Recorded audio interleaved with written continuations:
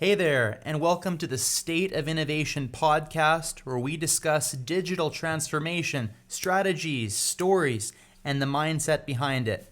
I'm your hype guy, Luc Bohunicky, and in today's episode, we have a special one where I'm going to be stepping into the conversation, lucky enough, along with Misha of yours truly, DeepDive Technology Group, and the two of us are going to butt heads. Now, Misha has been a mentor of mine for the last 7 years, and trust me, it's no longer just business, it's personal. So Misha's meant a lot in my business career, and now it's going to be nice to have a conversation on the record on the State of Innovation show. In this episode, we'll discuss the gap between business and technology and the relationship between both sides and how it's evolving. How technology people and business people frankly don't understand each other and how it's slowing down the adoption of new disruptive technology. How technology is truly just an enabler and what it really means and how it affects the decision-making process inside of the enterprise, and some clear ideas how to bridge the gap between business and technology, largely from a communication perspective. Whether you're watching or listening, enjoy the episode. Visit stateofinnovation.show for all other episodes and join the conversation happening on LinkedIn. Lights, camera, traction.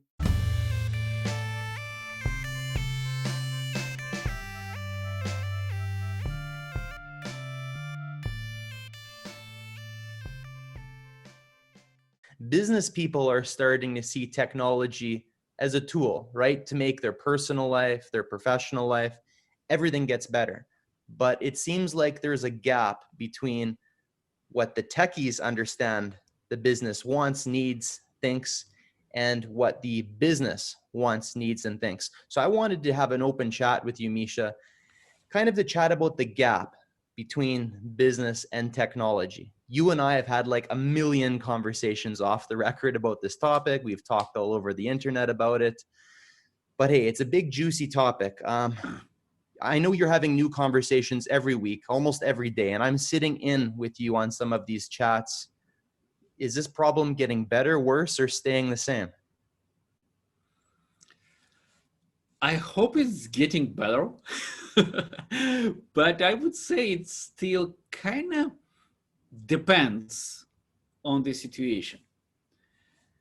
Why I say depends? Sometimes when I have a conversation with business, I can say right away, in probably 10 minutes, if business involves in the conversations with the technology people, and if business invests in education. So the biggest gap that I probably would say I observed for the last 20 years, that there is a disconnect in the communication and in the messages between business and the technology people. Right. Sometimes technology people, technology departments, they don't know the goal of the business. They don't know the vision of the business. They don't know where business is going. So they just kind of boxed in the technology.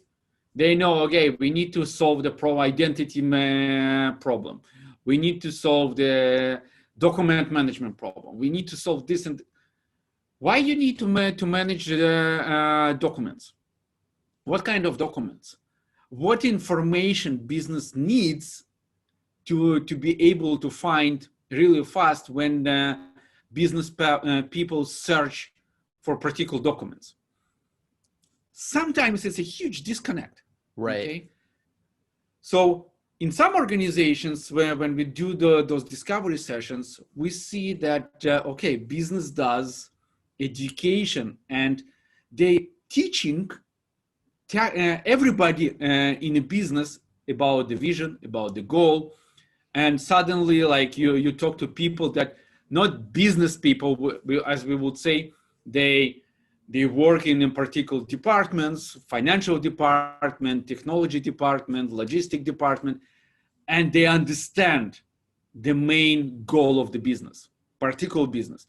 Then it's easier then the gap is between even technology people and business people get reduced. And then the communication is there. I would say the business people, the executives, the leadership should do better work probably to educate everybody on board about where they're going, what they want to do, what they want to achieve. It sounds like you almost have to blame the CEO, right? If you're going to point the finger at somebody in the organization and say, hey, our business executives and our technology executives and all the other C-suite managers, if they're not on the same page, who do you point the finger at, right? Like who is the number one person that can influence that? I would probably say the CEO. I would say CEO should play a big role. Really should play a big role in communication. And if you ask me, CEO, this is the person who drives the vision in the company. They almost set the tone. They set the tone, and they need, probably they are not supposed to talk to everybody in organization. If your business like 60,000 people, there's no chance that CEO will be able to talk to everybody. Yeah. But CEO should find a way to deliver his vision to everybody in the organization.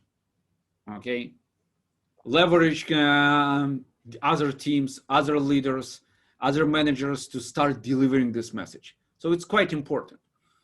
On another end, I would say technology people should have some desire to understand the business vision and need to think also as business, not just about technology.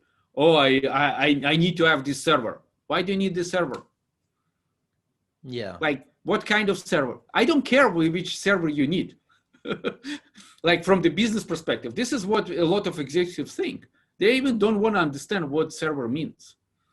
They focus on the business, on the goal, and technology people need to understand what motivates those business people. And then the communication between them will be better. So this is kind of how we eliminate the gap.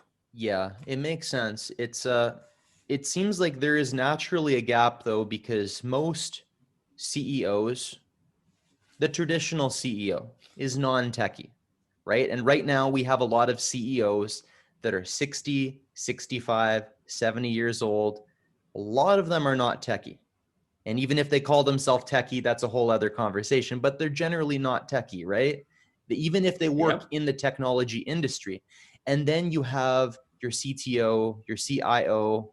Sometimes they're older, sometimes they're younger, but in any situation, I feel like it's a challenge because I think it's difficult in life to be really focused and passionate about two very different things at the same time. How do you be passionate about the business goals and the customer voice, and at the same time, you be obsessed with the product and the technology and the solution? It seems like it's difficult to do both, no? I don't think it's even needed to be in a position that you have to do both things together. Let's face it, and let's agree on this, that technology is just an enabler. It's a tool, nothing else. Business exists to bring value to customers, to society, to government, to to the world. This is the main purpose of business, any kind of business. Like if you talk about ethical business, business needs to bring value, some sort of value. Yeah. Technology is only an enabler that supposed to help this business to operate and supposed to help business to bring new offerings, new services. That's it. Business doesn't exist to support IT department. Right. Right? So business is there not because the technology should be involved in the business. It's opposite. Yeah. I've seen this situation many times, many conversations that I had personally with different technology departments, different businesses in different industries. Sometimes I see that technology people in those technology departments, they kind of blame executives. Oh, those guys don't understand what we try to do, why this particular technology should be involved, and and they're making our life harder. And like my response was always, wait a second, technology is supposed to help them. If we bring technology that do not allow them to do the main purpose of business, something is wrong. Yeah. So let's think how we adjust the technology to the way that it's really enabler. Of course, like it's supposed to be some sort of kind of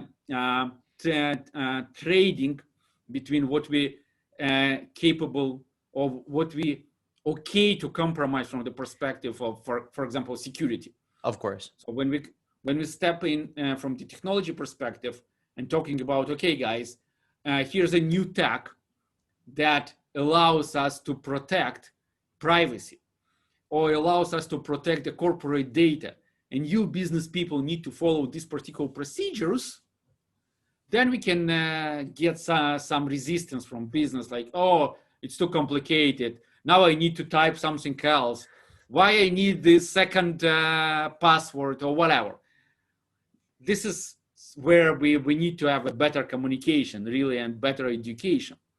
But this is like probably the only one of those few scenarios where we need to insist as a technology experts and explain to business units that it's needed, it's required.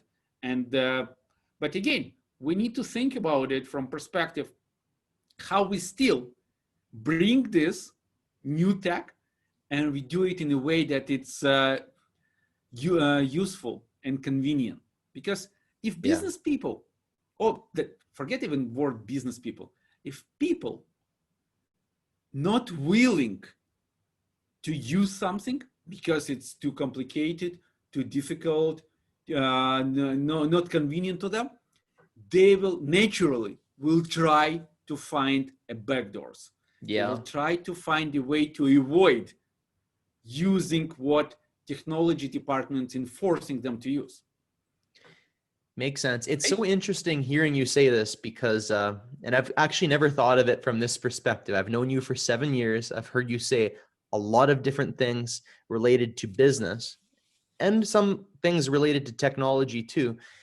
It's interesting because you have background in both worlds, right? Like not a lot of people can go deep in both worlds. You came from a tech background, and now I would definitely say you're a business person over a technology person, if I had to put you in a category, at least based on my relationship. But you can go deep in both, and you went from one and you transitioned.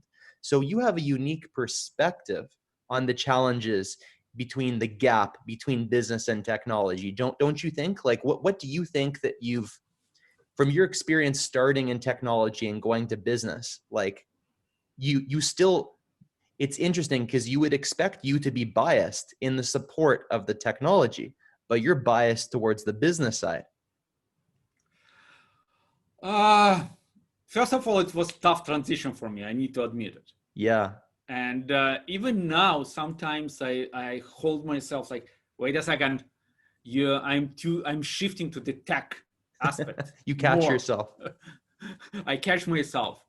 But at some point, I learned to kind of change the hats. Depends on the situation and depends on the position. So, for example, when I involved in really deep architecture discussions, technology discussions, and when I sit on the, let's say, on the advisory board as a technical expert, then I try to think more as a technical person. So I'm kind of pretend that I'm wearing a hat of the techie guy. On another hand, I always keep in mind that technology is only the tool to support business. So then I pushed myself to think about this from this angle, and constantly think about how business should operate, what benefits business will get from this technology. So it's a big buzz right now about artificial intelligence, Right. machine learning. Everybody talks about it, but let's face it. In some cases, those scenarios, use cases that position to the world about AI, ML, all that blockchain, you think like, wait a second, I don't see how it helps to business right now. Yeah. It can be a situation like artificial intelligence, buzzword, has amazing future, really amazing future. But when we have sometimes conversations and business says like, oh, what do you think about AI? And they respond, like sometimes my response, what the roadmap? What's the roadmap? What we want to achieve? What we want to achieve? Are you okay to spend 6 months on business analysis and then another whatever time to teach the AI? And then sometimes I'm getting a question, what do you mean by teach AI? My simple explanation in this case, it's like a baby. When we have a newborn baby, this baby unable to speak, unable to walk, unable to read, unable to make decisions, nothing. We as parents growing this baby, teaching this baby, sending this baby to the school, buying books, giving to this person some additional trainings. We might hire tutors. We're teaching this baby.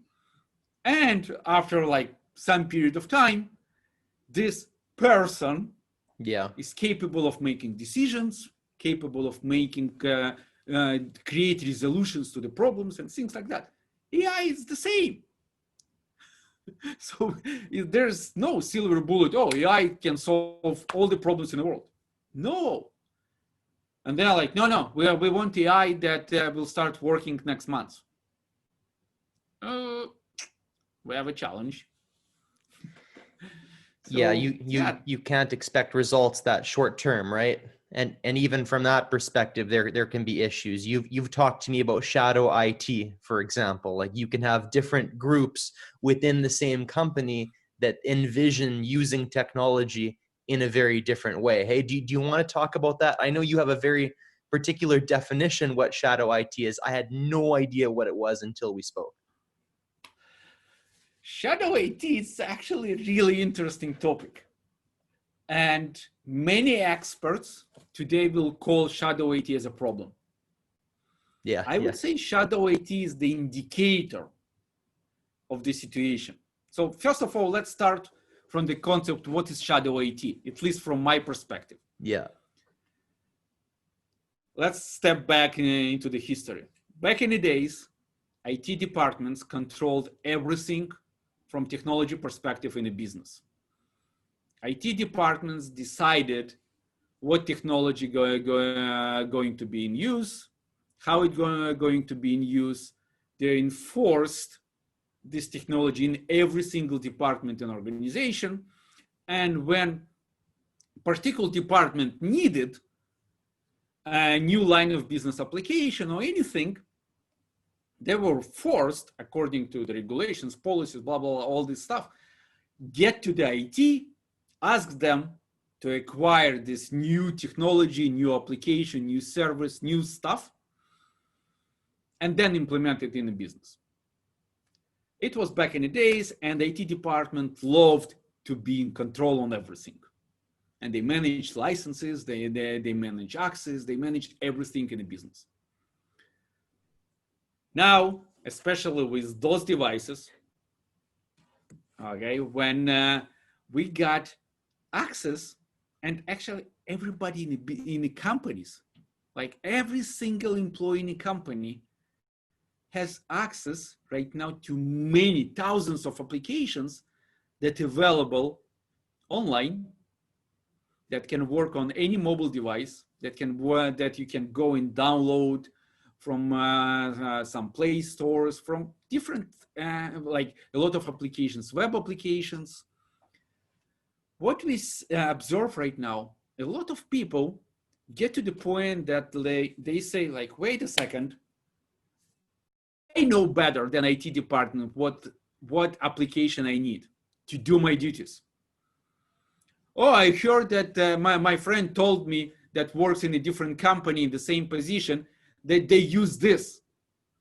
Yeah. And then this person goes online, register there, boom, get access to the application. And what we started to see that even some organizations, they change the way how they allocate budgets. Yeah. So today, for example, there are some companies allocating budget to a separate budget to departments to allow them to go and subscribe to different applications, allow them to choose what kind of application Depending on they their want to needs. use, that they need to make their work better. Yeah. So they just go and subscribe for online services. Some sales departments, they make a decision, oh, we're switching to Salesforce, for example. Right. I've seen the situation that IT department didn't even know that the business is leveraging Salesforce. Of course, it creates sometimes chaos that kind of brings illusion that everything goes out of control, and it might go this way. Okay, so IT guys, especially security guys, call this as a problem, and they label this as a shadow IT. They have no idea what applications, what services, what tools get used inside the business. It seems like you see it as an evolution of how technology is enabled inside of companies. I do see this as evolution, but again, sometimes I see this as anarchy. Yeah. This evolution should be somehow controlled as well. And there's a ways to do this, how to bring order in the chaos. I call it manageable chaos. Okay. There's a ways and procedures and the workflows, how to do this in the right way, because it might be a problem. It might be a problem to the business from many angles. How you control the GDPR, how do you get compliant, GDPR, for example, how you can compliant from security perspective, from regulation perspective. How do you know that the application that you downloaded is not stealing information from your computer or through your computer, allowing access to others? There's a way, special procedures should be taken, and special controls should be implemented, right? But I do see this as an evolution. I'm, as an IT person, don't know what financial application works the best for financial department. Right. And if financial department knows better what they need, they probably need to have a decision how they want to pay for the license, how they run it, who provides support, for example, to them.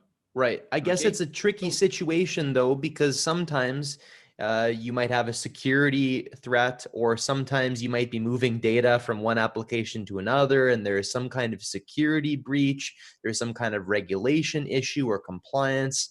So I guess this is where you say it needs to be balanced, right? It seems like you're in support of the idea of giving the control to the individual business departments to use technology the way they see fit, but you see it as like a manageable chaos thing. It seems like you see it as an opportunity. I do come from the position to support this. Again, I do see this as an evolution. You know what, like probably about 5-7 years ago, we started to hear a lot concept of bring your own device. Right.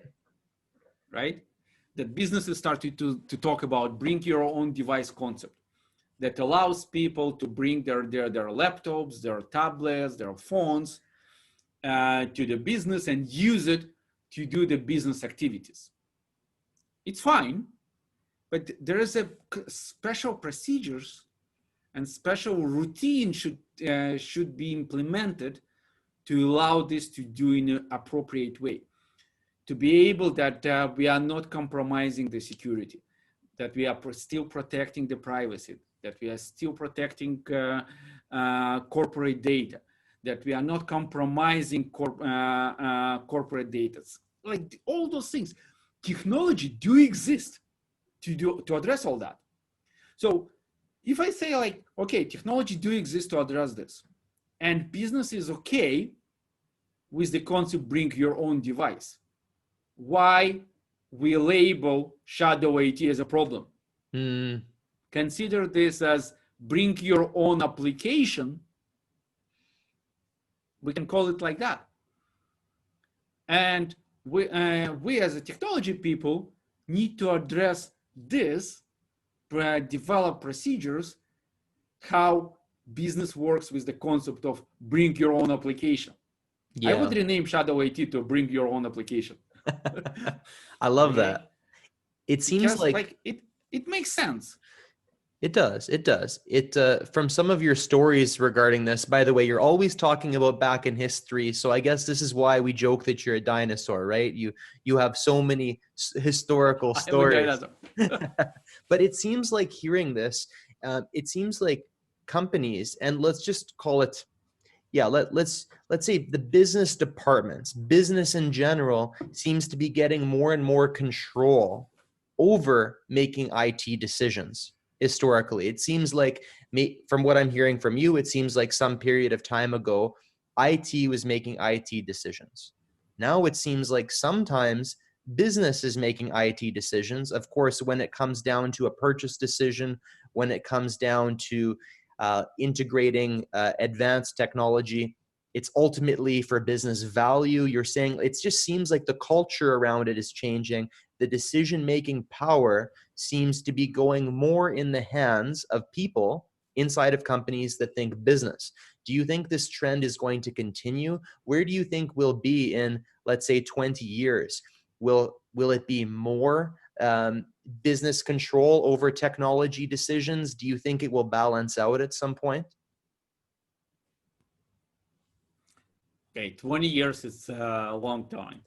So I wouldn't talk about what might be in 20 years. You choose the time frame. I do believe I do believe that we will see really soon a huge shift, and we even see it now. Okay, how business operates in general from a technology perspective. So, for example, I do believe that technology and technology people, their role will be changed drastically in the corporations. How so? So CIO and CTO, the role of CTO and CIO 5 years ago and the role of CTO today, it's absolutely two different roles, if you ask me.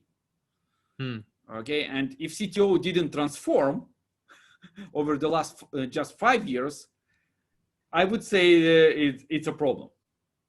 So right now, CTO, for example, should think differently about technology leveraged in the business. So we are not supposed to think about how technology works inside the business. We need to think about how this technology is leveraged to allow business to become digital, and how this technology can support creation of new offering by business. For the end user, the end customer. It's a little bit tricky. To the end user, to the end customer. It's not about technology anymore. It's about how this particular piece of technology, in this case, supports business to bring new values and new services and new products to others. So this is where we will see the transition. I'll give you a simple example from transition perspective, right? I remember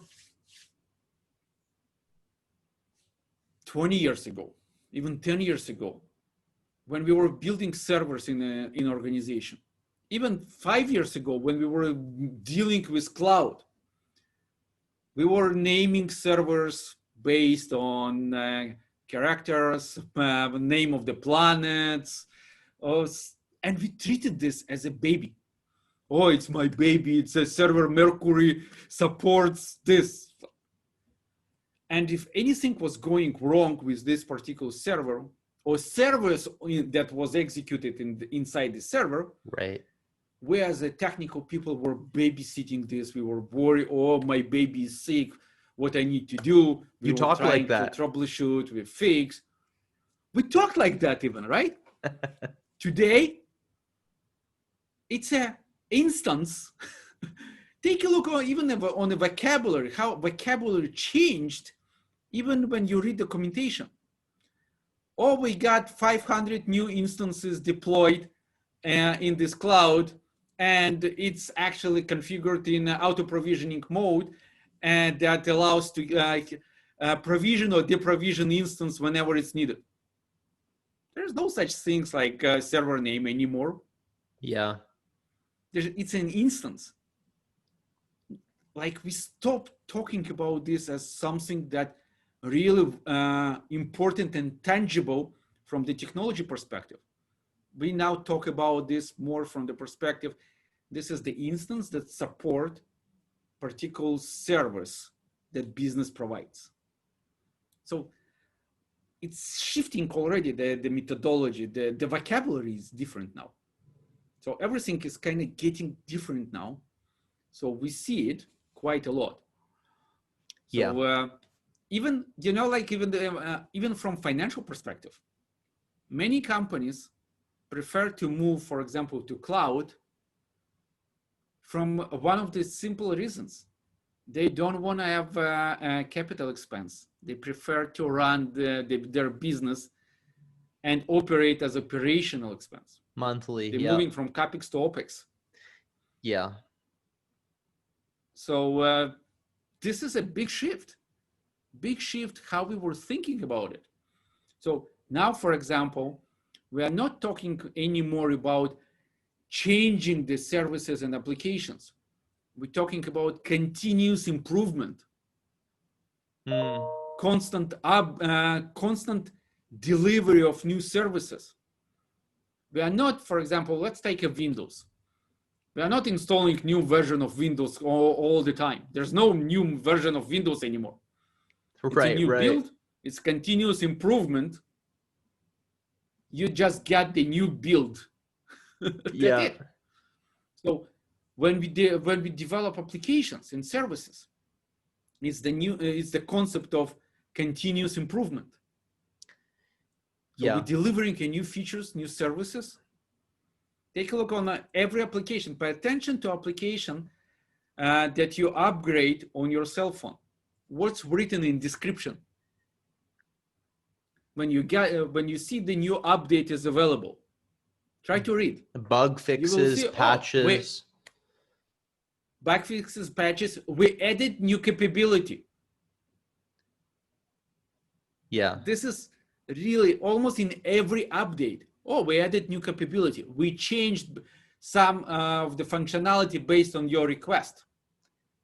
And it's happening fast, right? And it's not going from version 1 to version 2. It's version 1 to version 1.1.1.3, some crazy shit. Exactly, right? Yeah. So it's a continuous improvement. So this is what's going on everywhere. Yeah, it is going on everywhere. It's you're providing some clear evidence that it's changing, but I'm still amazed. And you told me that this was happening, and I could only believe it so much until I was in meetings with you and I heard these young technology founders, vendors essentially of new advanced technology, whether they're giving webinars, whether they're giving pitches to clients, whether they're just having a business discovery session or a strategic partnership conversation. They're talking so techie, Misha, and I just almost didn't believe you until I heard it. The disconnect between how they're talking and how you and me understand that the business executive wants to receive it. So it seems like the problem is improving in the large enterprise context, but the people that want to see the technology adoption go faster, that have something great to sell, I would say lots of them, not all, but lots are not getting the message. What do you think? So once I sat on the technology board, like on a board, and at some point I kind of caught myself that, oh, I probably was invited to be a board member because I have capability to translate between two languages, technology Right. languages and business language. And a lot of my activities was to work as an interpreter. It's true, and sometimes I really want to cry when I hear people talking about technology, amazing technology, and they talk about it from the angle that I see the eyes of those executives. They kind of lost already after 2-3 minutes, and then I'm like, oh my god, again. So it's a problem. It's a big challenge that I see a lot, and you saw this by yourself, right? That people are really passionate about their product, about technology. They talk about it like with belief that the entire world understands it. Yeah. And that's why I was kind of surprised, because you make a lot of big, bold statements, right? You make a lot of big, I believe statements. And I thought, oh, let me hear how they talk. It can't be that bad. It's pretty bad. It's bad. And I hope it improves. And we need to do much better work to educate both sides, I would say. Okay, to improve this. If you ask me, I would say that any enterprise should have in their board someone who can interpret and who can speak both languages, business and technology. Okay, because by the end of the day, many technical people, they don't want to be business people.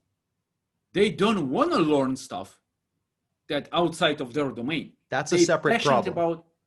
It's a separate problem. Maybe it's even not a problem. Like, this is just a reality. We always say, like, all coaches say, like, always do things that you love.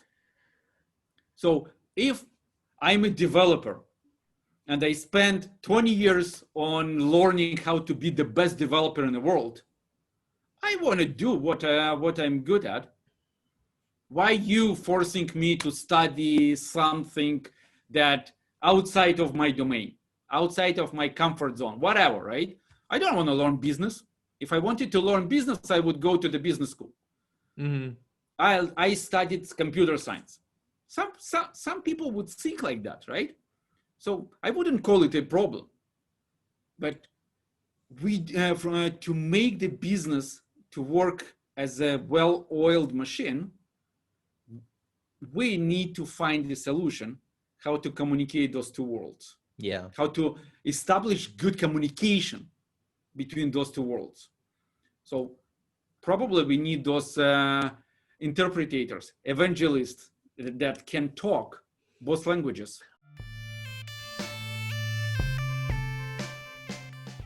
Thanks for tuning in to another episode at the State of Innovation.